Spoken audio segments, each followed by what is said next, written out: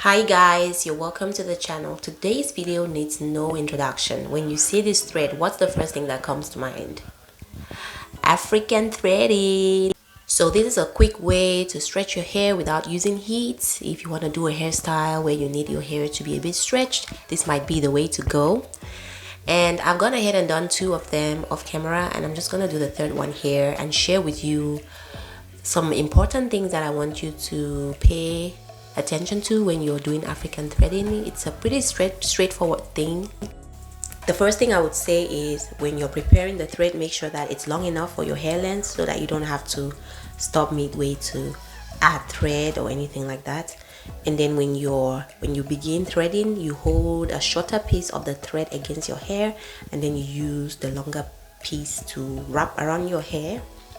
The second thing is when you start threading, hold your hair very firmly at the base, but not too tight.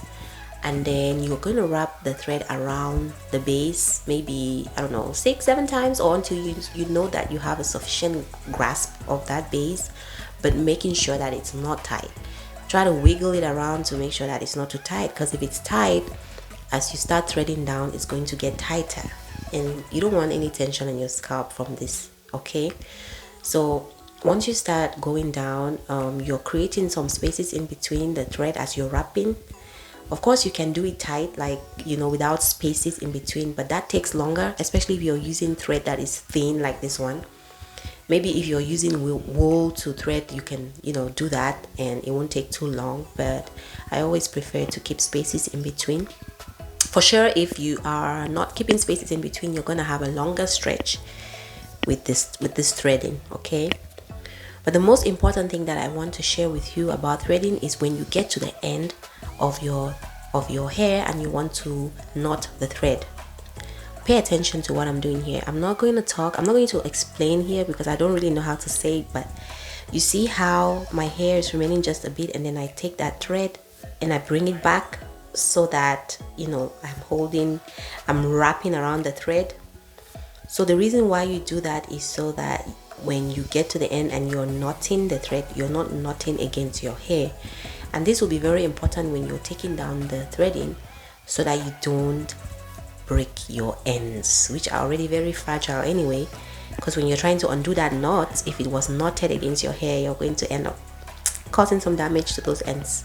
That's why you want to make sure that you wrap the thread at the end around the thread. You're wrapping the thread around itself, and then you knot when your hair is not, you know, your hair is not a part of this arrangement anymore. So when you're taking it down, you won't have any issues.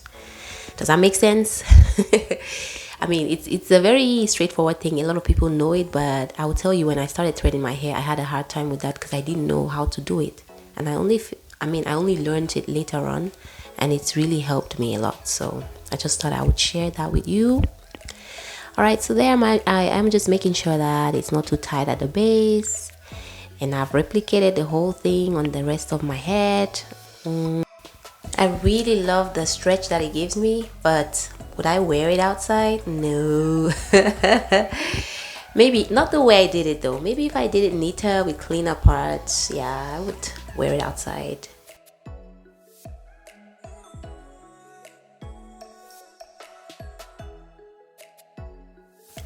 So it's the next day, and I am going to unravel it to see how much stretch I have. My lips seem to be moving. Actually, I know why they're moving. I thought I was going to record, you know, I was going to talk in the video, but I ended up having some sound issues, so please just ignore the moving lips, okay? I know they look weird. So when you're unraveling the thread, it's so easy if you knot it the right way, as in if you didn't knot against your hair, because when you're pulling it down, you can pull it down without, you know, without any concern. But if you had knotted it where, you know, exactly on your hair, then you'll be worried that you're going to cause some damage to your ends. That is why I showed you that neat trick about how you knot the thread at the end. You see how easy that is? And this thread is also very thin, so when you're unraveling, you just need to be a bit careful. Don't pull it too tight because it might break, and then you start struggling to find where it ended and all that. So that's it. Just pull it down, and then you start to unravel. And even if you try to take down the knot and it's hard to come apart, you don't mind pulling it. You can even cut it with a pair of scissors because you know that your hair is not there, right? So that's it, guys. Pretty neat, isn't it?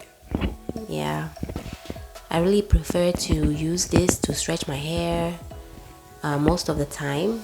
If I have time on my side, sometimes it's more convenient to just use the blow dryer. As long as you're not using like the high heat setting, you're still fine. But if you have time, why not do this? And this is also a protective style, like I was explaining to you. If you do it really neat sections, neat parting, and then you connect those threads, you connect your hair, it makes for a really good style, very good protective style. So you can use that as well. I know I've done that on my kids. Let's see if I have a picture somewhere here of when I did them this style. It's beautiful, right? Okay guys, so I'm done taking down the thread and I'm just going to comb my hair out now in preparation to install my twist. That's why I stretched my hair in the first place. Also, so you can see, African threading is a good way to stretch your hair without heat, if you have the time, of course. Sometimes it's just more convenient to blow dry, I know. But if you're blow drying, just remember not to use high heat settings. And this is what it looked like. Alright guys, thank you so much for watching. See you next time.